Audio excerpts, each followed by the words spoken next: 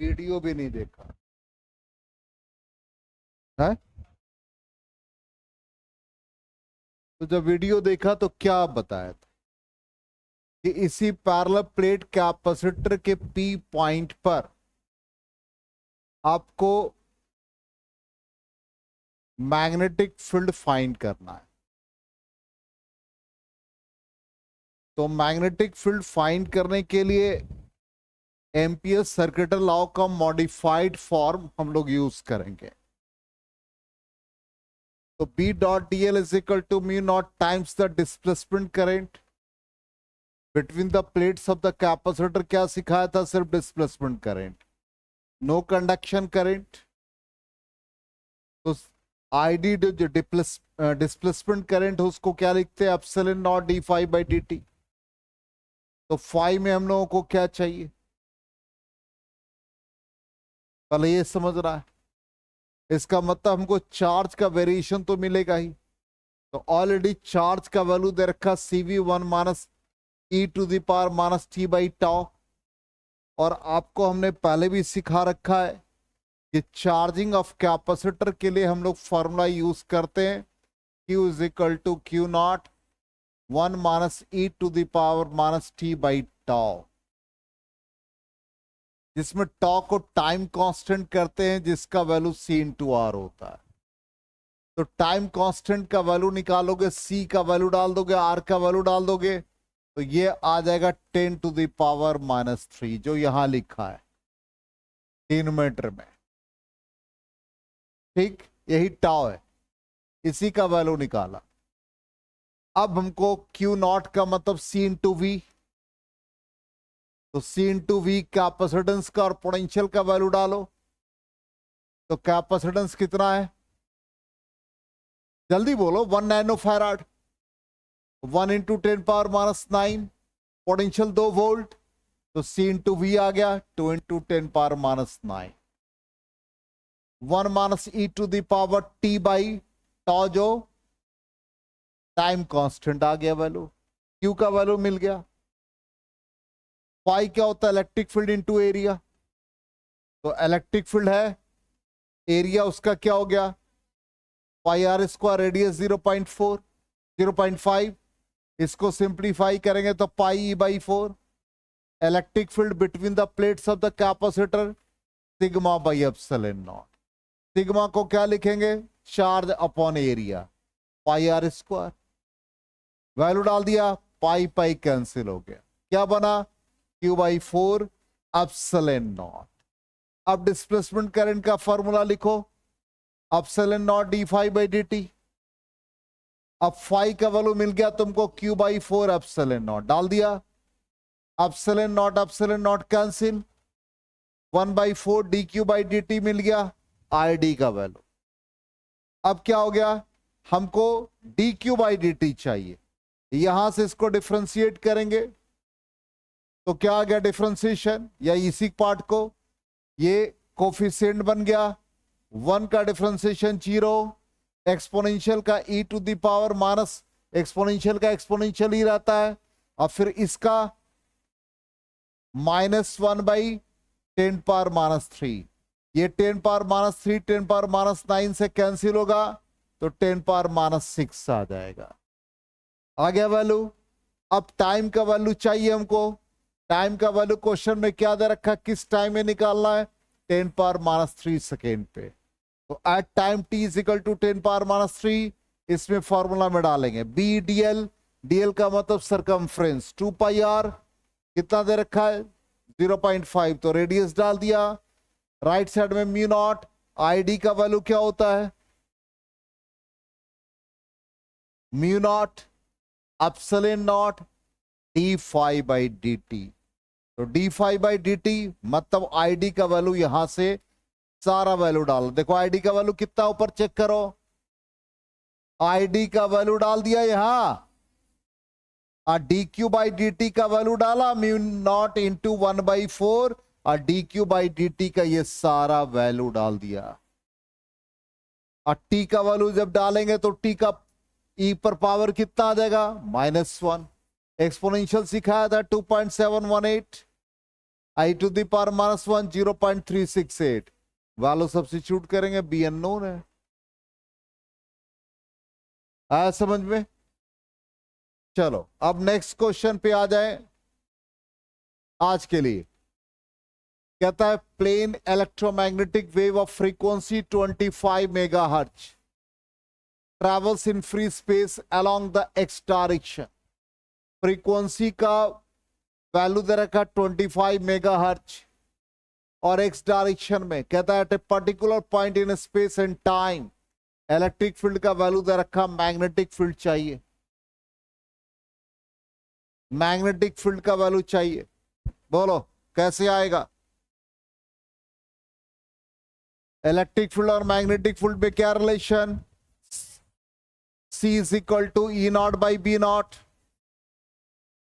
ठीक, अब electric field का वैल्यू दे रखा और इलेक्ट्रिक फील्ड का प्रोपेगेशन किधर है? अरे जे कैप, इसका मतलब Y। तो मैग्नेटिक फील्ड किधर होना चाहिए? Z होगा, तभी तो डायरेक्शन ऑफ प्रोपेगेशन X बनेगा। तो मैग्नेटिक फील्ड Z डायरेक्शन। अब उसका वैल्यू निकालना है। ठीक, तो मैग्नेटिक फील्ड क्या हो गया? Electric field by speed of light, speed of electromagnetic waves. E का वैल्यू कितना है? E का value 6.3। Speed of electromagnetic waves 3 into 10 power 8। देखो जल्दी से कैलकुलेट करके, यही आ रहा है। 6.3 बाई 3 कितना आ रहा है? 2.1। तो 2.1 इंटू 10 पावर माइनस 8 टेस्ला हो गया। अब मैग्नेटिक फील्ड का प्रोपेगेशन किस डायरेक्शन में होगा? अरे डायरेक्शन ऑफ प्रोपेगेशन एक्स है और हमने कह रखा डायरेक्शन ऑफ प्रोपेगेशन का रिजल्ट कब आएगा? E cross B. तो E का वैल्यू क्या है? J। तो मैग्नेटिक फील्ड के होगा तभी तो रिजल्ट आएगा I कैप। इसका मतलब इलेक्ट्रिक फील्ड का प्रोपेगेशन Y के लॉन्ग, तो मैग्नेटिक फील्ड Z के लॉन्ग, तो डायरेक्शन ऑफ प्रोपेगेशन X हो गया। इसलिए यहां पर मैग्नेटिक फील्ड का मैग्नीट्यूड कितना आ गया? इसको वेक्टर फॉर्म में लिख देना, 2.1 इंटू 10 पावर माइनस 8 यूनिट लिख दिया। और डायरेक्शन मैग्नेटिक फील्ड का क्या होगा? के कैप, वही लिखा यहां।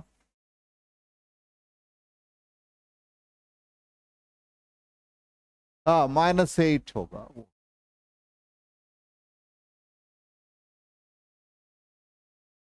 आ गया समझ में? Yes no? क्लियर है?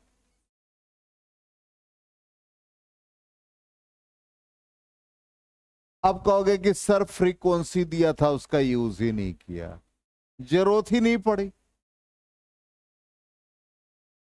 तो देगा ही कि वेव का फ्रीक्वेंसी क्या, कौन सा वेव ट्रैवल कर रहा है। चलिए नेक्स्ट आ जाए। नेक्स्ट क्वेश्चन कहता the magnetic field in a plane electromagnetic wave, magnetic field Y के अलॉन्ग है 2 into 10 power minus 7 sine 0.5 into 10 power 3 x plus 1.5 10 to the power 11 t tesla. What is the wavelength? Frequency, electric field का magnitude. तो सबसे पहले magnetic field को लिखने का hybrid बनाओ। क्या था भाई? बी वाई के अलॉन्ग आ गया, तो हम लोग इसको क्या लिखते थे? ओमेगा टी प्लस के एक्स लिखते थे। अब इसको कंपेयर करो बी वाई, ये तुम्हारा वैल्यू है 2 into 10 to the power minus 7, ये साइन, ये 2 पाई बाई टी। देखो ध्यान से, 2 pi by lambda x plus में दे रखा। क्यों घबरा रहे हो? डायरेक्शन ऑफ प्रोपगेशन राइट होता है तो माइनस लेते, लेफ्ट होगा तो प्लस ले लेंगे।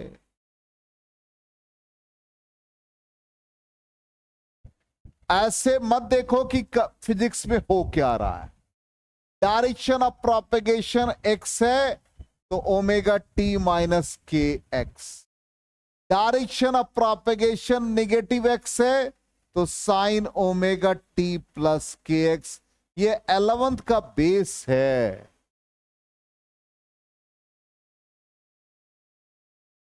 डायरेक्शन ऑफ प्रोपेगेशन बदल गया, पॉजिटिव साइन आ गया। इसमें पढ़ा रखा, याद होगा। रिफ्लेक्शन ऑफ वेव चैप्टर भी था। हाँ, आप लोग नहीं थे, आप लोग वहां पढ़ रहे थे। वहां कौन साइंटिफिक, अरे अच्छा GRD, सॉरी। हाँ, तो 2π/t। अब यह देखो, टाइम का कोफिशिएंट बन गया 2π/t। क्या हो गया ये? 1.5 इंटू 10⁻11। t मिल जाएगा 2π डिवाइड बाई 1.5 इंटू 10⁻11। फिर इसको कंपेयर करो, x 2π/λ डायरेक्शन के साथ जो है, मतलब प्रोपेगेशन कांस्टेंट का value 0.5 into 10⁻3। Lambda becomes 2π divide by 0.5 into 10⁻3। इसको सॉल्व करेंगे तो मिल गया वेवलेंथ और frequency reciprocal of time divided by 2π, मिल गया फ्रीक्वेंसी। फिर कहता write an expression for the electric field. तो मैग्नेटिक फील्ड का एम्पलीट्यूड ये है, तो इलेक्ट्रिक फील्ड का एम्पलीट्यूड क्या होगा? जल्दी बता दो। P0 E0 में क्या रिलेशन है? C होता, तो इलेक्ट्रिक फील्ड का मैग्नीट्यूड या एम्पलीट्यूड क्या आ गया? TB0। तो B0 कितना? 2 into 10⁻⁻7। C speed of electromagnetic waves into 2 into 10⁻⁻7, क्या आ जाएगा? 6 इंटू 10⁻1।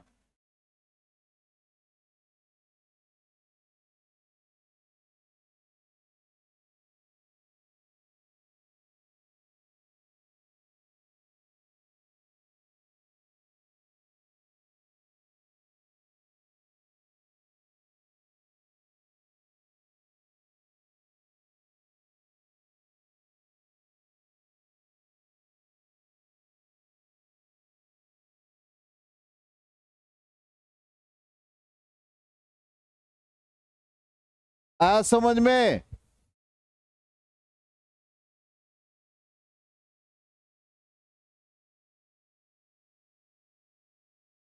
देख लीजिए, सारे वैल्यू आ गए,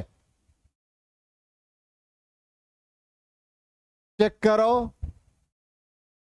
वैसे ही बना? अरे यस नो जवाब दो ना। चलो, क्वेश्चन नंबर 8.4 कहता light with an energy flux of 18 watt per centimetre square on a non reflecting surface at normal incidence if the surface area दे रखा, find the average force. Force find करना है। कल के क्लास में हमने momentum सिखाया था। क्या लिखा था momentum? Energy by speed of electromagnetic waves. बिल्कुल उसी फॉर्मूला से आ जाए तो फोर्स हो जाएगा rate of change of momentum. Force निकालना है तो सबसे पहले हमको वैल्यू क्या दे रखा है, ये यूनिट से समझो। ये पावर दे रखा है,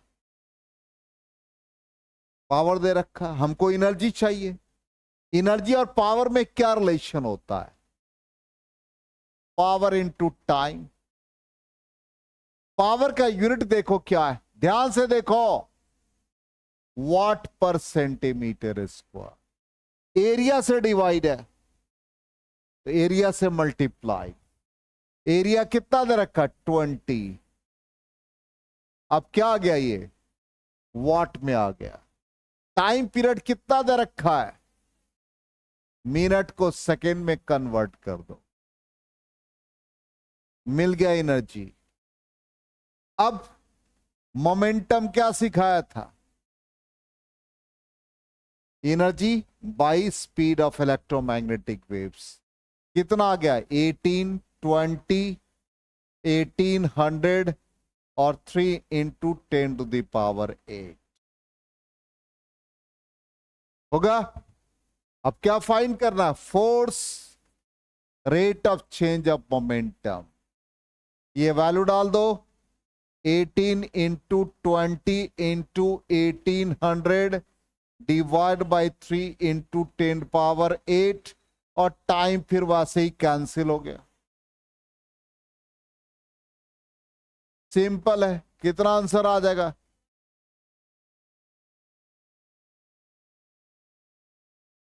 12 × 10⁻⁻⁷। बोलो ना।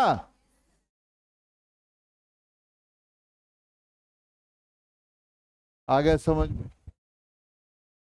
क्लियर है? अरे इसको तो कल ही समझ में आ गया था, वो बीमार था तो भी। हो गया? आगे बढ़े। आंसर को वेरीफाई भी कर लेना है।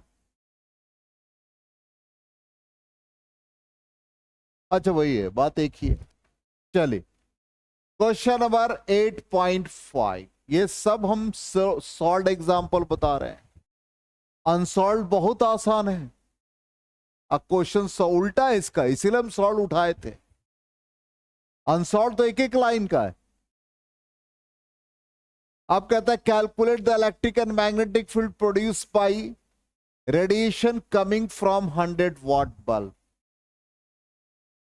at a distance of 3 meters. Assume that the efficiency of the bulb is 2.5% and it is a point source. क्या निकालना है? इलेक्ट्रिक फील्ड और मैग्नेटिक फील्ड। तो सबसे पहले हम इंटेंसिटी निकाल लेंगे। इंटेंसिटी को कैसे? चूंकि कहां पर दे रखा है, देखो 25% दे रखा और पावर दे रखा। तो इंटेंसिटी या पावर में क्या रिलेशन होता है? Energy per unit area per unit time, पहले इंटेंसिटी का फॉर्मूला ध्यान दो। बहुत इंपॉर्टेंट सेगमेंट जो कि आर्यन को याद है। Energy per unit area per unit time. Energy by time को पावर कहते हैं, और एरिया यदि पॉइंट सोर्स होगा तो 4πr² हो जाएगा। अब ये हमारा 100, ये 4π, और इसका डिस्टेंस जो होगा वो रेडियस की तरह बिहेव करेगा। अब ये जो हमको मिल रहा है वो एफिशिएंसी कितना है? 25%। तो 25% ऑफ दिस क्वांटिटी, अच्छा 2.5, कोई बात नहीं, डेसिमल आ गया। तो 2.5% ऑफ दिस वैल्यू ये हम निकाल लेंगे कैलकुलेट करके। ये हमारा एफिशिएंसी आ जाएगा, मतलब जो इंटेंसिटी हमको रिसीव हो रहा है। समझ में आ गया? ठीक। अब इसका कैलकुलेशन हमने कर रखा है। इसका कैलकुलेशन करके ये आ गया 0.022 वाट पर मीटर स्क्वायर। ठीक। अब हम लोग पढ़ चुके हैं एवरेज वैल्यू, याद होगा इंटेंसिटी का हाफ। तो कितना था? Half epsilon naught E⁻² into c. ठीक। अब यहां पर ये वैल्यू एप्सिलॉन नॉट का वैल्यू E⁻, एक मिनट, इंटू सी। हमको इलेक्ट्रिक फील्ड और मैग्नेटिक फील्ड दोनों चाहिए। ठीक। अब यहां पर ये रिजल्ट आ गया। देखो ध्यान से, ये रिजल्ट हम लोगों को मिला हाफ ऑफ इंटेंसिटी और ईआरएमएस, मतलब ईआरएमएस के इक्वल। और इंटेंसिटी हम लोगों ने ये फाइंड किया, तो E RMS is equal to 0.022 divided by 2 हो जाएगा। ठीक, अब इसका वैल्यू थोड़ा हमको लग रहा है कि ये वैल्यू कैलकुलेट करने में मिस्टेक हुआ होगा, तो ये ईआरएमएस मिल गया। अब peak value of E not √2 ईआरएमएस, तो √2 टाइम्स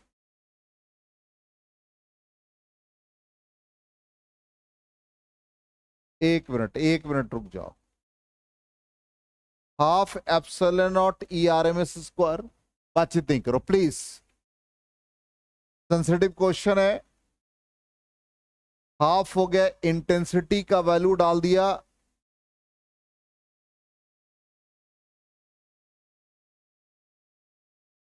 और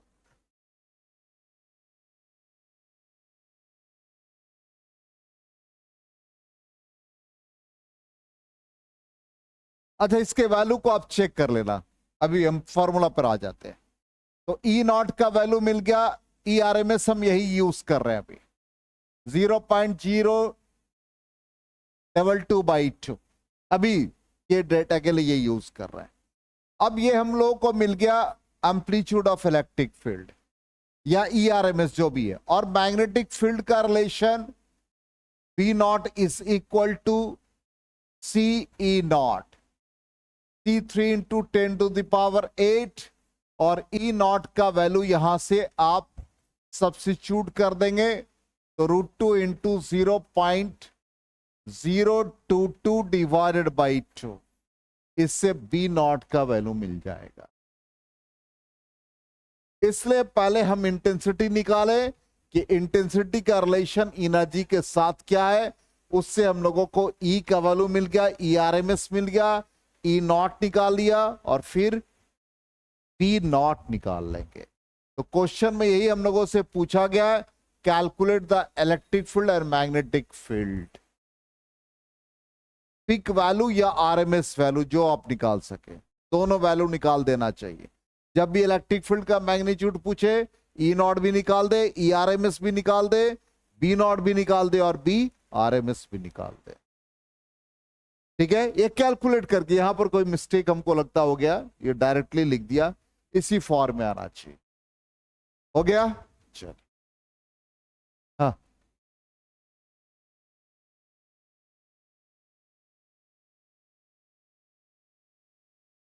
क्या, इंटेंसिटी का फॉर्मूला जो हम लोग यूज किए थे वो देखो प्रीवियस क्लास में यही था।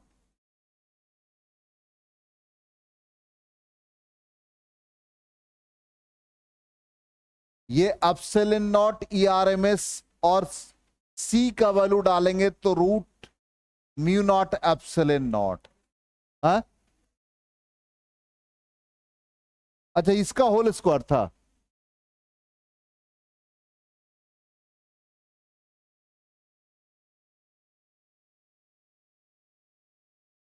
इंटेंसिटी का रिलेशन क्या फाइंड किया था एनर्जी के साथ?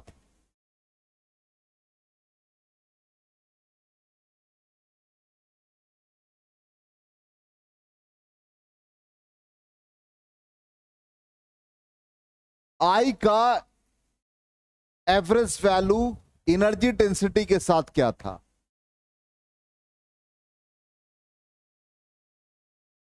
एक मिनट, इंटेंसिटी का वैल्यू क्या था?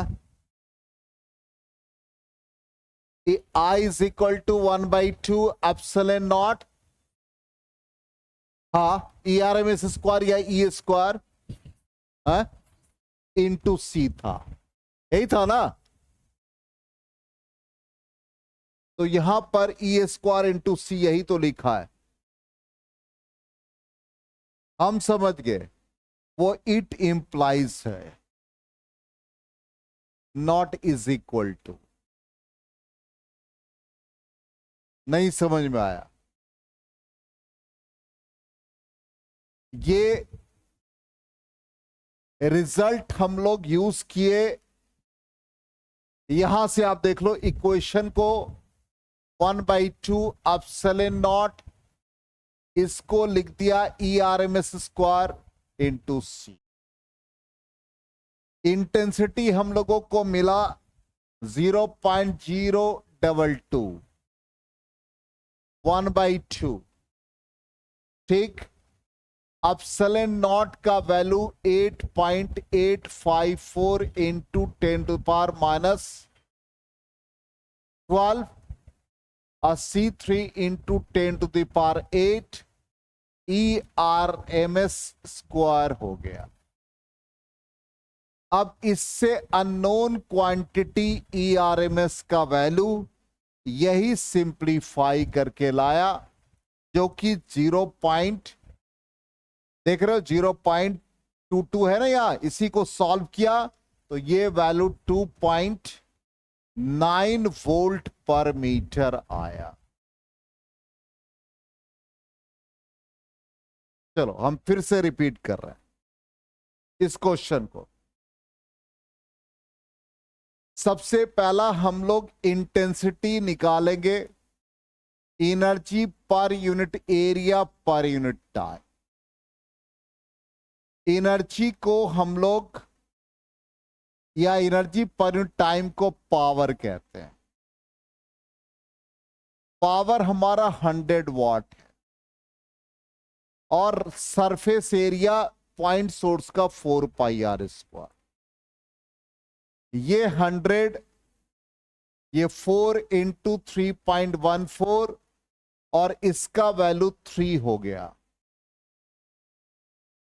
अब कहता है कि जो हमारा एफिशिएंसी है वो 2.5% है, तो I dash becomes 2.5% of this. इसका मतलब ये 100, तो 2.5/100, और ये वैल्यू टोटल लिखेंगे 3.14 इंटू 3 का स्क्वायर। अब ये वैल्यू सपोज मेरा x है, जो कि यहां पर हम कैलकुलेट कर चुके हैं 0.022। इंटेंसिटी का रिलेशन एनर्जी डेंसिटी के साथ half epsilon naught ERMS square into C. Intensity का वैल्यू 0.022, हाफ एप्सिलॉन नॉट का value 8.854 10⁻⁻12 ERMS square into C3 into 10⁸। इसको सॉल्व करेंगे तो ERMS मिलेगा। अब इस ERMS का वैल्यू है 2.9 वोल्ट पर मीटर।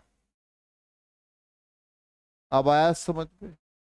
ERMS मिल गया तो हमने कहा कि E नॉट भी निकाल लेंगे, तो E नॉट का वैल्यू क्या आ जाएगा?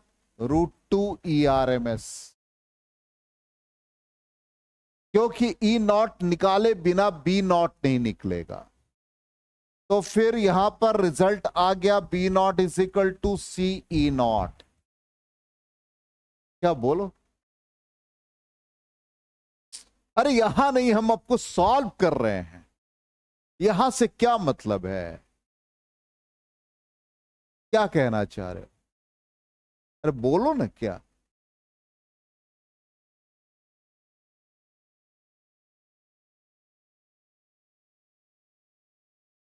ये एरर हो सकता है, हम इसको सॉल्व कर रहे हैं, यहां पे पूरे को सॉल्व कर रहे हैं।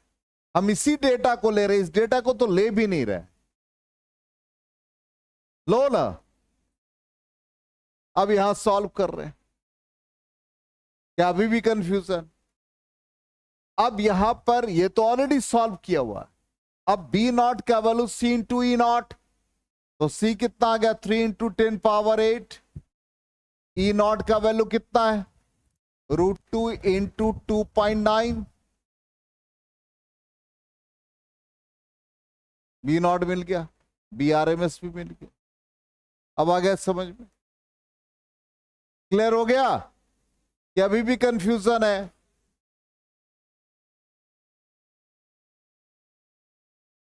टाइम कितना हो रहा हो गया?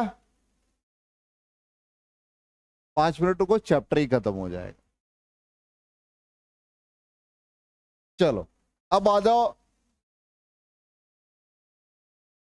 हर्ज एक्सपेरिमेंट, जो इलेक्ट्रोमैग्नेटिक वेव्स का प्रैक्टिकल एप्लीकेशन या एक्सपेरिमेंटल सेटअप है। इसमें ये 2 कॉपर और जिंक प्लेट, ध्यान दे दो, इसके साथ यहां पर मेटल रॉड कनेक्टेड है। ये हर्ज का एक्सपेरिमेंट है। यहां 2 एक हाईली पॉलिश्ड ब्रास स्फीयर्स है, S1 और S2।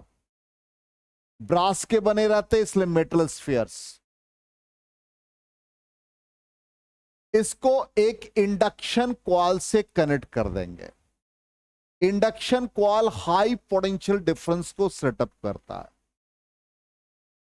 अब इंडक्शन कॉइल इनपुट होगा, ये हाई पोटेंशियल डेवलप करेगा। जैसे हाई पोटेंशियल डेवलप किया, इस स्फीयर के बीच में जो एयर है वो आयोनाइज होने लगता है। जब आयोनाइज होगा तो चार्ज का एक्युमुलेशन इस मेटल स्फीयर के नियरर होने लगेगा और फिर इसमें एक स्पार्क प्रोड्यूस होगा। यह हर्ज का ऑब्जर्वेशन था। इसको डिटेक्ट करने के लिए उसने यहां पर एक डिटेक्टर लगाया, बिल्कुल जिससे कि ये इसमें स्पार्क पहुंच जाए। जब ये स्पार्क हुआ यहां से, तो ये एज्यूम किया कि ये इलेक्ट्रोमैग्नेटिक वेव्स का प्रोपगेशन हो रहा है। ये जो स्फीयर पे चार्ज आयोनाइज हुए, वही आयोनाइज चार्ज का स्पार्किंग होगा और इलेक्ट्रोमैग्नेटिक वेव्स का प्रोपगेशन हुआ, जिसको इस डिटेक्टर ने डिटेक्ट कर लिया। इसका फ्रीक्वेंसी ऑफ ऑसिलेशन, ये जो चार्ज ऑसिलेट कर रहा हार्मोनिकली, इसका फ्रीक्वेंसी ऑफ ऑसिलेशन उसने फाइंड किया 1/2 पाई √LC।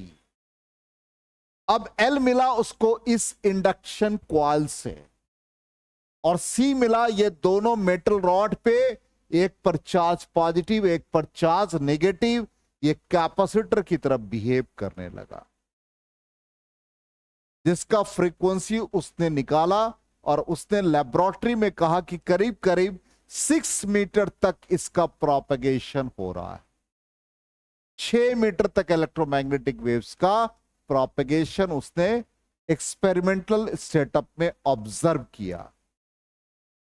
यही हमारा हर्ज एक्सपेरिमेंट, और इसी को हमने यहां पर 1-2 लाइन में एक्सप्लेन करने का कोशिश किया है कि oscillating charge continuously electromagnetic waves को प्रोड्यूस कर रहा है, जिसे मेटल स्फीयर्स एक कैपेसिटर की तरफ बिहेव कर रहा है, और ये जो इंडक्शन कॉइल है वो L को दे रहा है, और उससे हाई पोटेंशियल सेटअप हो रहा है, जिससे फ्रीक्वेंसी हम लोगों ने फाइंड किया 1/2 पाई √LC से। तो इस पूरे सेटअप के बाद हम लोगों को पूरा इसका एक हिस्ट्री पता चला इलेक्ट्रोमैग्नेटिक वेव्स का। सबसे पहले मैक्सवेल ने ऑब्जर्व किया, जो हम लोगों ने पैरेलल प्लेट कैपेसिटर के चार्जिंग में देखा। उसके बाद हर्ज का आया। हर्ज ने, हमने कहा भी कि लेबोरेटरी में 6 मीटर तक इलेक्ट्रोमैग्नेटिक वेव्स का प्रोपगेशन। देन जगदीश चंद्र बोस का नाम सुना, जेसी बोस। इसने जो वेवलेंथ का रेंज फाइंड किया वो 5 मिलीमीटर टू 25 मिलीमीटर। जो आप बायोलॉजी पढ़ते हो, सेंसेशन ऑफ प्लांट्स, वही जेसी बोस है। और इसके बाद मार्कोनी आए। मार्कोनी ने इलेक्ट्रोमैग्नेटिक वेव्स का सेटअप कुछ किलोमीटर तक ब्रिटिश चैनल में, जो पहला टेलीग्राम होता था जो हम लोग लिखते थे और दूसरे जगह इमेज आता था, वो हमारा मार्कोनी का ही कंट्रीब्यूशन है। ठीक, तो इस तरह से इसका हिस्ट्री है। अब यहां पर एक चीज जो सबसे इंपॉर्टेंट है, इलेक्ट्रोमैग्नेटिक स्पेक्ट्रम। अब ये स्पेक्ट्रम देखो, याद करने का आपका बहुत इजी प्रोसेस हमने बना दिया है। आपके पीडीएफ में नहीं है, ये आपको वीडियो देखना पड़ेगा। हमने रेडियो वेव से स्टार्ट किया, सारे इलेक्ट्रोमैग्नेटिक वेव्स या सारे इलेक्ट्रोमैग्नेटिक स्पेक्ट्रम को लिख दिया। अब यहां पर सबसे पहले इसका फ्रीक्वेंसी रेंज लिख दिया। फ्रीक्वेंसी रेंज इसका सबका लिख दिया, ये रेंज आपके दिमाग में होना चाहिए। इसके बाद नीचे हमने वेवलेंथ के रेंज को लिख दिया। बिल्कुल, फ्रीक्वेंसी का रेंज आपको याद रखना। अरे विजिबल याद रहता है 4000 एंगस्ट्रम टू 7500 एंगस्ट्रम। अब इसको सबको हमने हर्ज में कन्वर्ट कर दिया और यहां पर इसको नैनोमीटर और पिकोमीटर इन सब में लिख दिया। तो नीचे वाला आपका फ्रीक्वेंसी का, ऊपर फ्रीक्वेंसी और नीचे वेवलेंथ। अब तीसरा सवाल इससे पूछा जाता है कि हर इलेक्ट्रोमैग्नेटिक स्पेक्ट्रम का यूज क्या है। तो जैसे रेडियो वेव्स का यूज है, रेडियो एंड टीवी ब्रॉडकास्टिंग। इसी तरह से माइक्रोवेव्स का use, radar analysis of atomic and molecular structures, wave जो आप यूज करते हैं, माइक्रोवेव कहते हैं, वहां पे यूज होता माइक्रोवेव्स का। फिर इंफ्रारेड का, एस्ट्रोनॉमी में, नाइट विजन डिवाइस में, ग्रीन हाउस इफेक्ट में यूज करते हैं। विजिबल स्पेक्ट्रम है तो ऑब्वियसली ऑप्टिकल इंस्ट्रूमेंट, जो विजन, फोटोग्राफी, ये सब हमारा विजिबल स्पेक्ट्रम में आ जाता है। अल्ट्रावायलेट है, मेडिकल एप्लीकेशन है, स्टेरिलाइजेशन है, बैक्टीरिया को, जर्म्स को किल करने के लिए यूज करते हैं। फिर उसके बाद एक्सरेज है तो ट्रीटमेंट करते हैं, मेडिकल यूसेस होता है इसका। और lastly gamma rays. Gamma rays highly penetrating है और ये एस्ट्रोनॉमिकल रिसर्च वगैरह में यूज होता है। और सबसे ज्यादा देखो, गौर करोगे, इसमें जितना भी वैल्यू दे रखा सबसे ज्यादा फ्रीक्वेंसी सी। इस तरह से आपको ऑर्डर याद रखना है, यूजेस से क्वेश्चन रहते हैं। आ गया समझ में? तो ये पूरा चैप्टर हो गया। थोड़ा सा इसका कुछ अनसॉल्व न्यूमेरिकल है वो बता देंगे, ठीक। और कल टेस्ट है, किसका टेस्ट है? एसी का टेस्ट है।